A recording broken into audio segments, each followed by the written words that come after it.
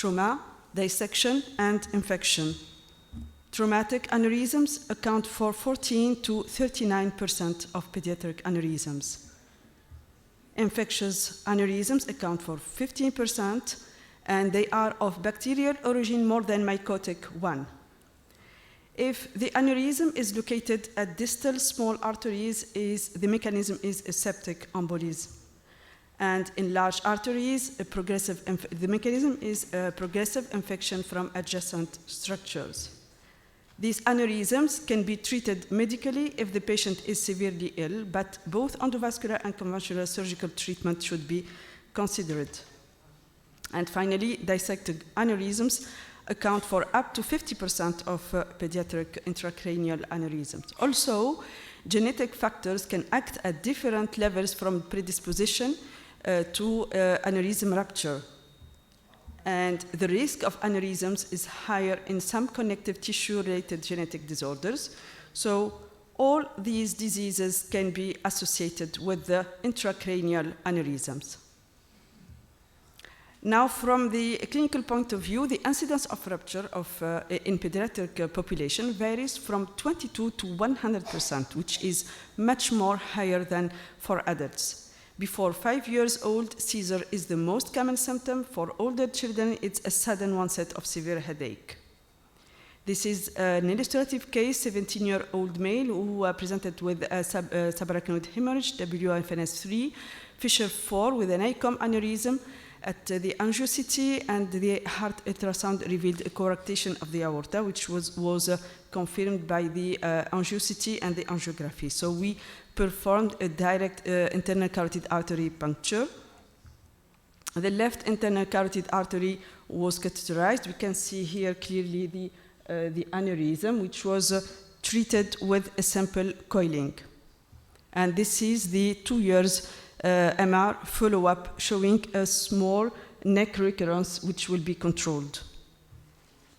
The second case is a 13-year-old male who presented with also subarachnoid hemorrhage due to this internal carotid artery aneurysm. So here we treated with a balloon remodeling technique. We can see here the microcatheter inside the aneurysm and the balloon, and the final control angiogram with the complete exclusion of the aneurysm. But 3 or 2 years later, we noted a larger recanalization of the sac, so we treated again with coils. Then 6 years later, again, a larger recanalization, so here we changed our strategy and we treated this aneurysm with a flow diverter stent.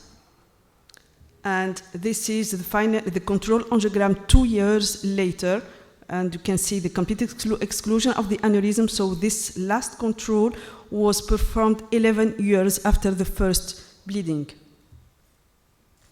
Now we move to the AV shunts with the vein of Galen malformation, and I will skip the pathogenesis and the types of the vein of Galen malformation, which were well explained this morning by Dr. Omar.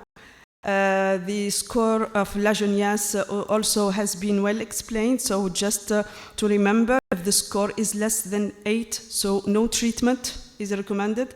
For a score between 8 and 12, an emergency endovascular treatment is advised, and between 13 and 21, the embolization can be delayed until 5 months. And besides, the evaluation of the neurocognitive status could be performed in order to take the good decision.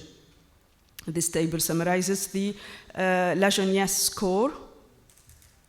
And this is an illustrative case of a choroidal type of vein of Galen malformation in a 1-year-old male who presented with triventricular hydrocephalus, congenital cardiopathy. So we can see here that the malformation is fed by the choroidal arteries, by the thyroperforating arteries, and by the pericallosal artery.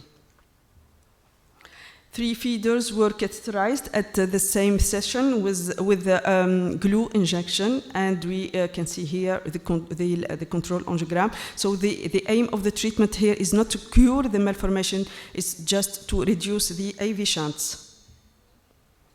Here is an example of an illustrative case of a mural type of vein of Galen malformation. So we can see here the 3 AV shunts also which were treated at the same session with the selective catheterization glue injection. And we can see here at the control angiogram the persistence of a small AV shunt fed by the pericallosal artery that was respected. The second type of the shunts in the pediatric population is the pile AV fistula, which is a direct high-flow AV shunt located in the subpile space. These shunts create enlargement of veins, causing in some patients intracranial hemorrhage, seizures, and/or mass effect. And if the shunt is big and/or located near a dural sinus, it can induce high intracranial pressure. Treatment with complete pile IVF occlusion is mandatory because of this high association mortality and the poor neurocognitive outcome. Here is also an illustrative case, 14-year-old female who presented with seizure. We can see here at the MRI an enlarged vessel on the left side, and at the angio-MR we can see clearly the AV fistula, the AV shunt, fed by the anterior cerebral artery, and this is the aneurysm dilatation of the foot of the vein. The left internal carotid artery angiogram showing the fistula. This is the selective catheterization with a double lumen balloon catheter. This is the cast of glue, and the control angiogram with the complete exclusion of this pile AV fistula. The third type is the dural AVF. The dural AVF are very rare in the pediatric population. They are characterized by abnormal connection between dural arteries and dural venous sinuses or cortical veins. They can be congenital or acquired. And when occurring in children, the AVF have a greater incidence of multifocality and tend to have a more aggressive clinical course. A mortality rate of 38% has been also reported. And here also, Lajonias described 3 types of DAVF: the dural sinus malformation, the infantile type of DAVF, and the adult type of DAVF. The dural sinus malformation is an extremely rare and congenital malformation, cerebrovascular malformation. It consists of a dilated or giant pouch in dural sinus associated with slow flow through the DAVF. The exact mechanism that results in the formation of DSM remains unclear, but the main pathogenesis would be the underdevelopment of the jugular sinus, which may result into the ballooning of the transverse sinuses and posterior superior sagittal sinus. Here is an illustrative case, so a 2-year-old infant with progressive increase of head circumference, dilatation of facial veins, no cardiac failure, no mental retardation. At the MRI, we can see here cystic enlargement of the torcula extending to the right transverse sinus, which is partially thrombosed, as shown by this hyperintensity and lack of enhancement. At the angio-MR, we can see here the AV shunts fed by the both middle meningeal arteries. The diagnosis is confirmed by the angiography, the left and right external carotid artery angiogram. You can see the posterior branches of the middle meningeal artery feeding these AV shunts, with the cystic enlargement of the torcula and the right transverse sinus. So this is the selective catheterization, and the cast of onyx and the final control angiogram. The second type of the dural AVF is the infantile DAVF, which are the most frequent type of pediatric malformation, dural malformation. They are characterized by a multifocal shunts with high flow, low pressure of the sinuses, preserving the patency of the sinuses for a long period of time.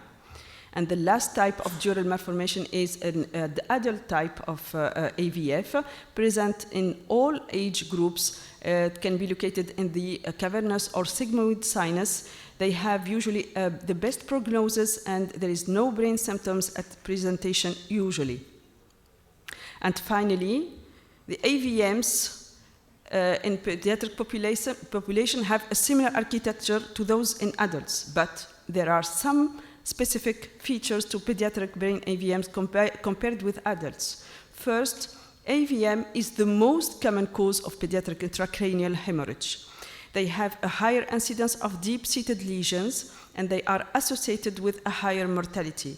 So, because brain AVM carry a high risk in children, treatment should be always achievement of a complete AVM occlusion. And because late regrowth can be seen even several years after complete occlusion, long-term follow-up imaging is needed. Here is a last illustrative case. So she's a 17-year-old female who presented with an intracranial hemorrhage due to this small, deep located left parietal AVM with a deep venous drainage. The first treatment was incomplete, and this patient was scheduled for a second treatment, but unfortunately she had a rebleeding. And when the selective catheterization of the feeder have showed an in-passage vascularization, so here we switch to the venous approach, and we can note here the cast of onyx and the complete exclusion of the malformation. So, in conclusion, the prognosis of pediatric intracranial malformation is poor if they are left untreated. And before treating, two basic principles have to be taken into account. The understanding of the disease should precede its treatment always, and children are not small adults. And finally, an aggressive therapeutic approach with cure as the goal and lifelong imaging follow-up are recommended. Thank you. Thank you. Very informative talk. Only two